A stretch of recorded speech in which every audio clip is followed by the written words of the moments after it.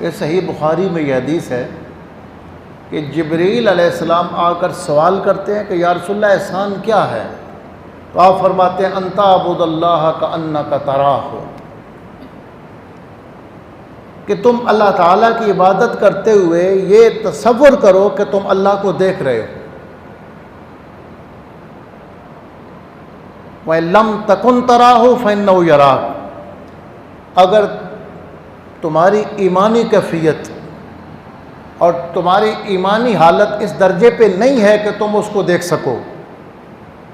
یہ مفہوم میرے حضرت صاحب اس کا بیان کرتے تھے اس طرح کہ اگر تم اس مقام پر نہیں ہو کہ اس کو دیکھ سکو، اس کے جلووں کو دیکھ سکو، فَإِنَّهُ يَرَاكَ، اتنا تو تصور کر لو کہ وہ تمہیں دیکھ رہا ہے۔ آپ فرماتے تھے کہ جب یہ تصور پختہ ہو جائے کہ اللہ ہمیں دیکھ رہا ہے تو اس سے دل کے اندر حیا پیدا ہو جاتی ہے کہ اللہ ہمیں دیکھ رہا ہے،